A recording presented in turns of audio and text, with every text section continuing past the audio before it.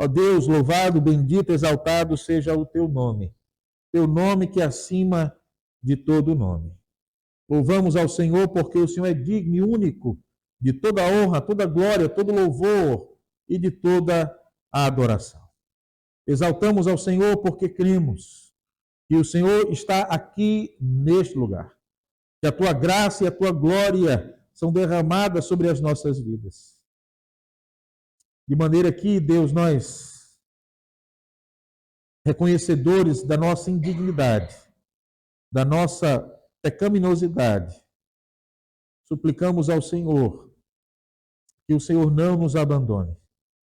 Ao contrário, que a tua destra de fidelidade nos guarde e nos conduza diante do caminho reto, na tua santa presença, para a glória do santo e bendito nome do Senhor. Precisamos de ti, Senhor. Não há outro a quem possamos recorrer, não há outro de quem esperamos, a não ser do Senhor nosso Deus. Por isso, Senhor, por tua bondade e misericórdia, fala aos nossos corações. Fortalece-nos a alma e desperta-nos naquilo que precisamos ser corrigidos. É em nome do Senhor e para a tua glória que assim oramos e agradecemos. Amém. Meus queridos irmãos, o texto nos fala sobre a visão de Isaías e o seu chamado. Todos nós temos um chamado. Deus tem algo para fazer, para realizar através das nossas vidas. O interessante é que Deus não precisa de nós. Ele poderia fazer a partir dele mesmo. Ele é o Deus Todo-Poderoso. Ele é Deus em si mesmo. Mas, apesar de todo o seu poder, toda a sua glória, toda a sua majestade, ele convoca o seu povo. Ele chama a mim e a você, para que estejamos ao seu lado, buscando a sua graça e confiando de que o trabalho ao qual ele nos encarrega, ele mesmo que nos chama, ele mesmo que nos capacita e ele mesmo nos conduzirá para que sejamos bem-sucedidos. Mas somos desafiados, de maneira que possamos refletir sobre a grandeza desse desafio, na qual o Senhor é aquele que desafia a mim, a você, a cada um de nós. A primeira verdade desse desafio, meus irmãos, é que quando olhamos para a vida dos homens e quando olhamos para o Senhor, vemos que o Senhor é completamente diferente de nós. O versículo 1 do texto que lemos nos diz: no ano da morte do rei Uzias, eu vi o Senhor assentado sobre um alto e sublime trono, e as abas das suas vestes enchiam o templo. No ano da morte do rei Uzias. O rei Uzias foi um rei bom para Israel. O rei Uzias foi um rei que foi temente ao Senhor. E por ser temente ao Senhor, Deus abençoou o rei e abençoou o seu povo. E eles tiveram um tempo de crescimento e prosperidade. O coração do povo agora estava aflito, porque Deus havia tomado para si o seu servo Uzias, e a preocupação é: será que o próximo rei será na mesma linha, no mesmo direcionamento? Será que esse rei também será temente a Deus? Será que esse rei será um homem que busca a Deus a fim de que Deus abençoe a nossa nação? As pessoas estavam preocupadas, temerosas. E nós vivemos um tempo como esse. Um tempo de temor, de receio. Um tempo de dificuldades, de incertezas. Um tempo de carestia, um tempo de corrupção. Ficamos aflitos e pensamos em quem nós podemos confiar. Quais desses que aí estão merecem a nossa confiança ou são dignos de confiança? Vivemos uma crise institucionalizada em diversas partes, em diversos setores da nossa sociedade. Isso é uma realidade não de agora, mas de algum tempo. E temos clamado ao Senhor a sua misericórdia. Mas o profeta Isaías diz que diante daquela preocupação do seu coração, diante da condução do seu povo, diante daquele que se assentaria no trono para governar o povo, Isaías deixa de olhar para o trono dos homens que estava vazio, e Isaías contempla o trono dos céus que está preenchido e que nunca estará vazio. E quando Isaías então olha para os céus e contempla o Senhor, a visão que ele tem é completamente diferente da do trono dos homens. Isaías vê o Senhor em toda a sua glória, em toda a sua pompa, em toda a sua realeza. A visão, ela é tão dramática, ela é tão gloriosa, que Isaías diz: as abas das suas vestes enchiam o templo, serafins voavam em cima dele, e cada um tinha 6 asas, com 2 cobriam o rosto, com 2 cobriam os pés, e com 2 voavam, e clamavam uns para os outros, dizendo: Santo, Santo, Santo é o Senhor dos exércitos, toda a terra está cheia da sua glória. A visão que Isaías teve do trono dos céus e daquele que se assenta naquele alto sublime trono é uma visão profundamente inspiradora. É uma visão que nos empolga, que nos contagia, uma visão que nos faz desejar nos aproximar do Senhor, que nos faz querer estar ali ao lado dele, que nos faz querer cada vez mais sentir, ver, contemplar o manifestar da sua glória, do seu poder, da sua majestade. O desejo de Isaías, certamente o nosso, é que a graça e a glória de Deus nos tome por inteiro, nos tome como um todo, as nossas vidas,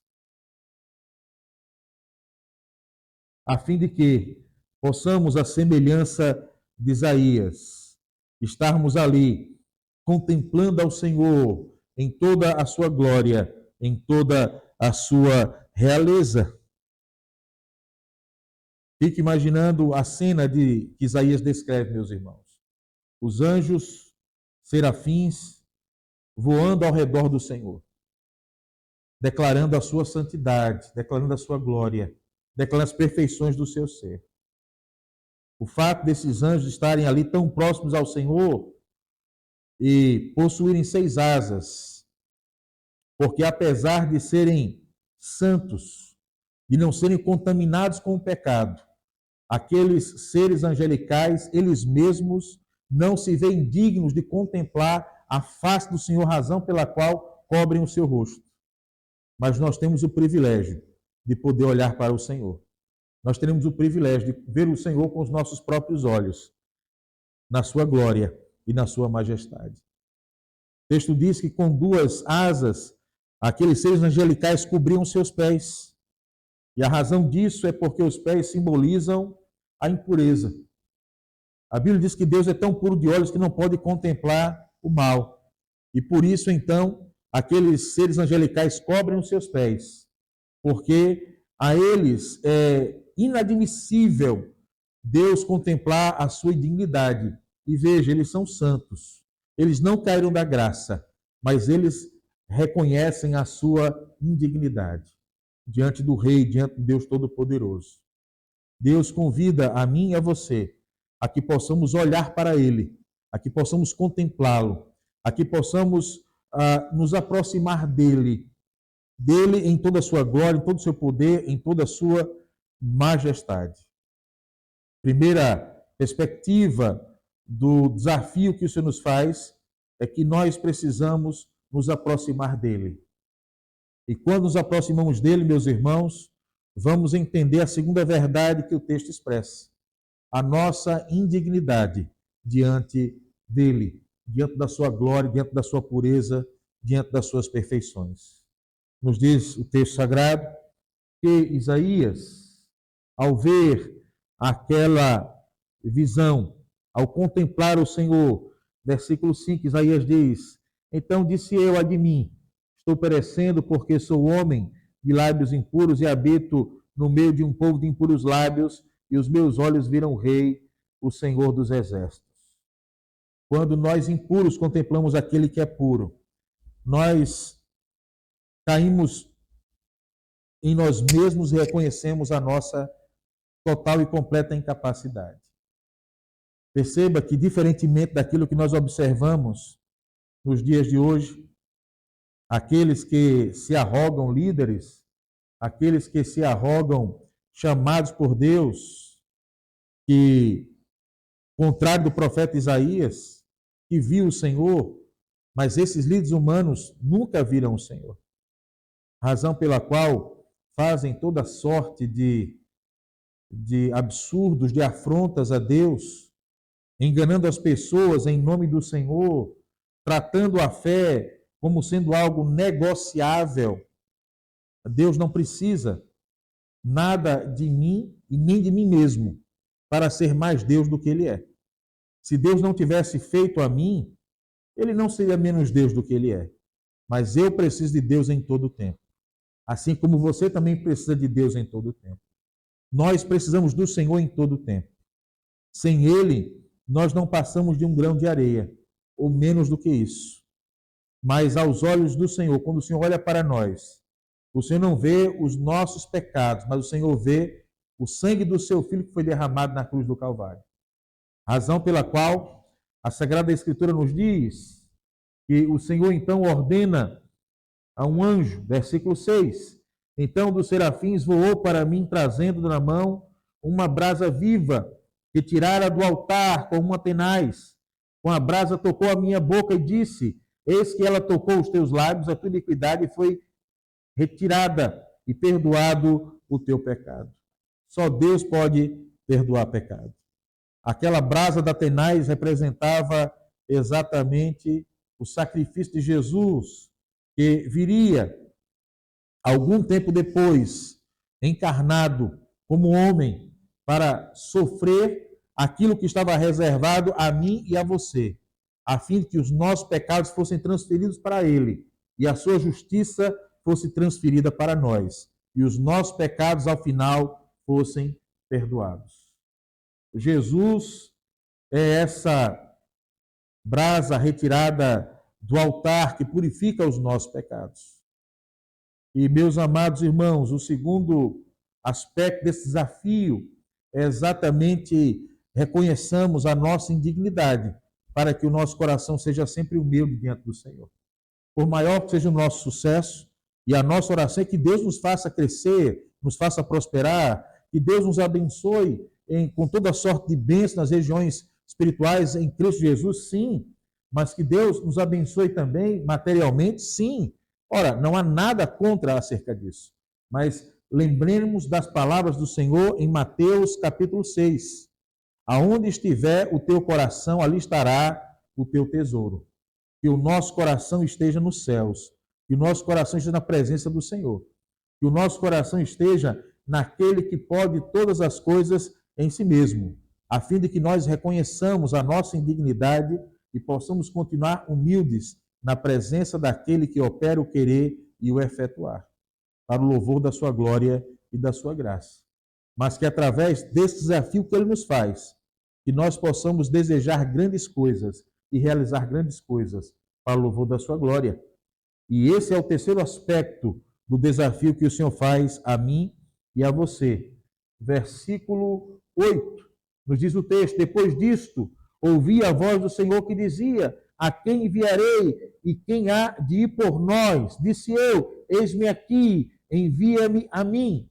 Então disse ele, vai, e dize a este povo, ouvi, ouvi, e não entendais, vede, vede, mas não percebais.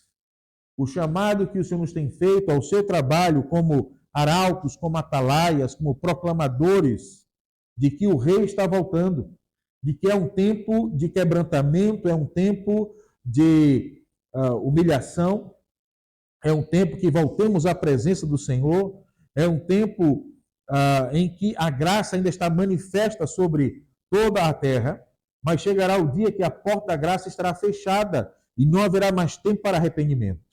O tempo de arrepender-se é hoje, é agora, o tempo é urgente, é já. As pessoas se enganam porque fazem planos, fazem agendas, mas nós não sabemos o dia de amanhã. Nós não sabemos o que acontecerá daqui a 5 minutos. Nós não sabemos se teremos condição de realizar tudo quanto o nosso coração deseja, tudo quanto a nossa alma espera. Por isso, somos exortados a esperar no Senhor. Somos exortados a depender do Senhor. Se o Senhor nos permitir, realizaremos. Se o Senhor não nos permitir, melhor, pois com Ele estaremos. Onde não há choro, onde não há tristeza, onde não há pecado, onde não há enfermidade, onde entraremos no descanso do Senhor por todo sempre e para a todo o sempre. Mas, queridos, enquanto esse dia não chegar, deve ecoar nos nossos ouvidos o chamamento à responsabilidade para que anunciemos que o Senhor voltará e cobrará contas de todos nós. Perceba que, segundo a própria passagem do versículo 8, esse chamamento não é algo fácil, ao contrário, é uma responsabilidade grande e é um trabalho difícil. Porque, diante do nosso chamado, diante da nossa convocação para que façamos a obra do Senhor, a própria Escritura aponta que diante da nossa fala não há o que se entender. Diante daquilo que os olhos vão enxergar, eles ainda assim estarão cegos. E nós temos vivido esse tempo, porque parece que falamos às paredes, entre aquilo que o mundo tem oferecido e temos visto o preço que o mundo tem cobrado.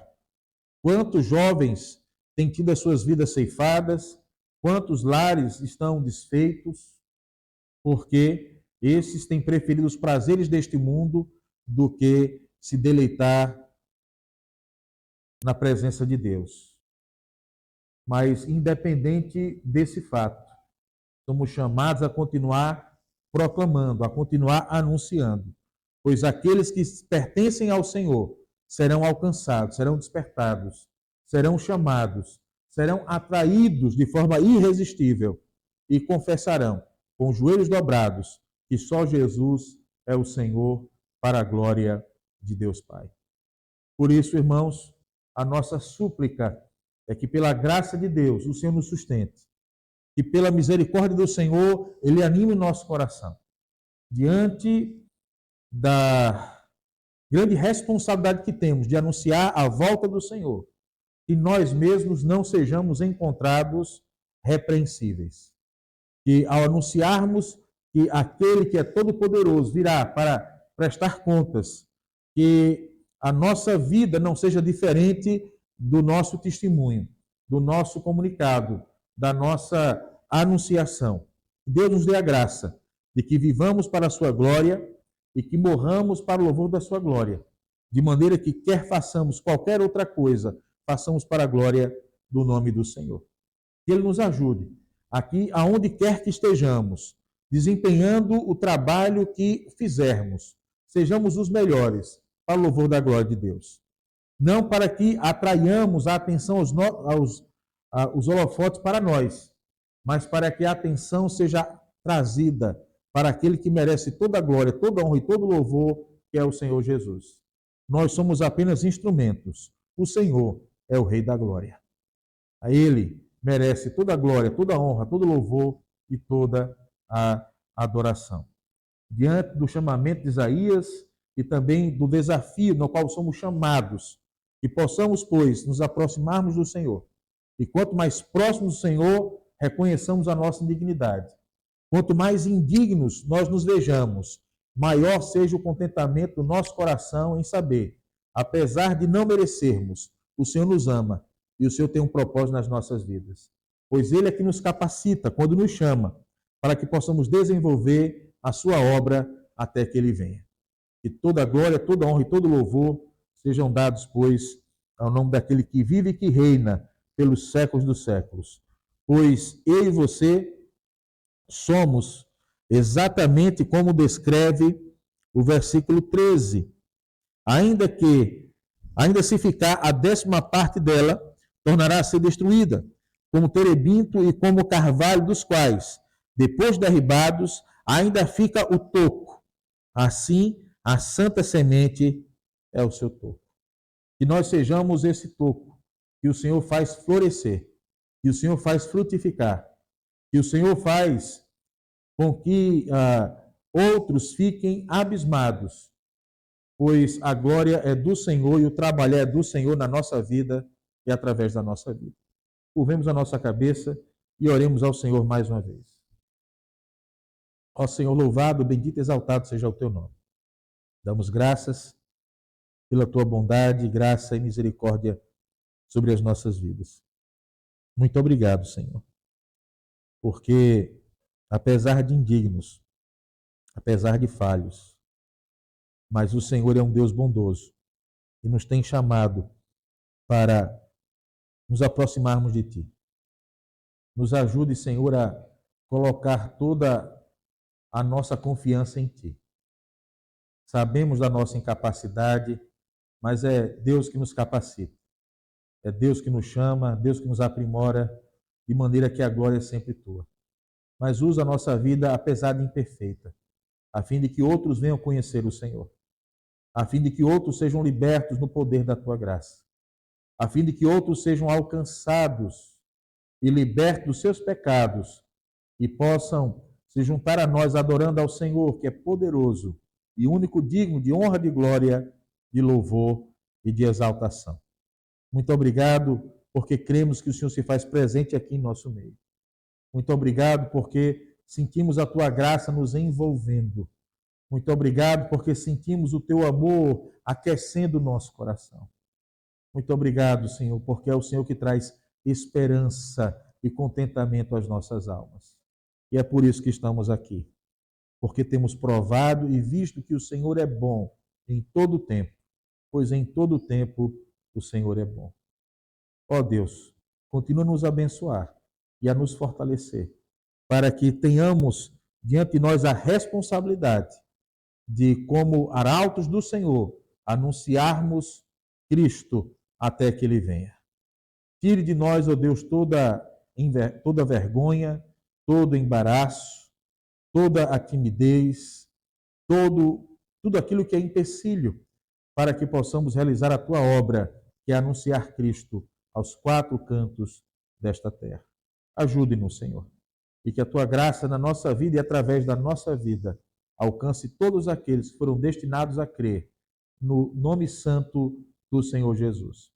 Pedimos também, Senhor, nesse momento, que o Senhor mais uma vez perdoe os nossos pecados e tome o pão e o vinho, símbolos do Teu corpo e do sangue do Teu Filho, o Senhor Jesus, que estão fora do seu uso comum neste momento, para a ministração da ceia do Senhor. Pedimos ainda, Senhor, que o Senhor consagre as nossas vidas ao louvor da Tua glória. E que todos nós juntos aqui, como uma família, como a família do Senhor, estejamos guardados em Tuas dadivosas e paternais mãos e alicerçados na rocha que é o Senhor Jesus. Muito obrigado, Senhor. Em nome do Senhor Jesus, que nós assim oramos e agradecemos. Amém. Nessa oportunidade, vamos repartir o pão e o vinho, símbolos do corpo e do sangue do Senhor Jesus.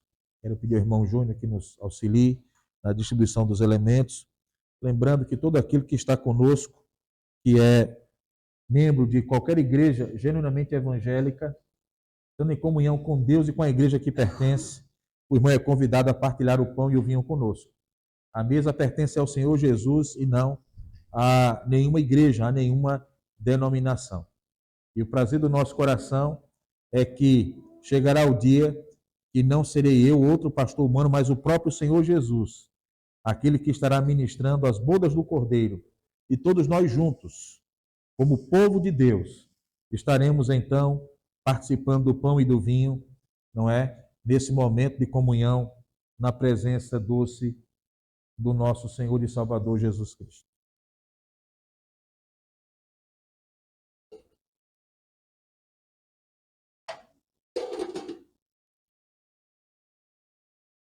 Relembrando as palavras do nosso Senhor e Mestre, no dia em que foi traído, São Jesus tomou o pão, partiu, comeu, e deu aos discípulos, dizendo: tomai e comei, Este pão é símbolo do meu corpo que é partido em favor de vós. Comei dele todos em memória de mim, disse o Senhor Jesus. Comamos, pois, todos juntos do pão.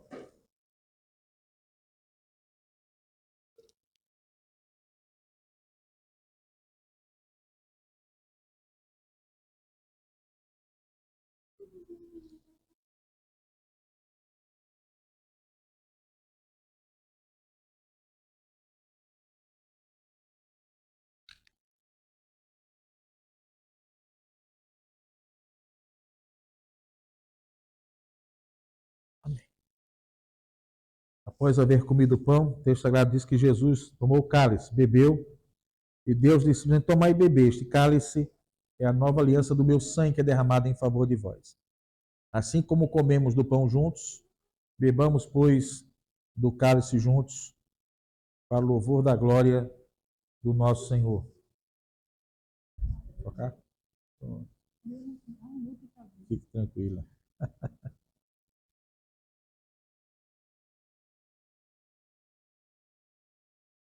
Ó Senhor, graças te damos por tão grande privilégio, que é podermos participar deste banquete espiritual, diante da tua presença.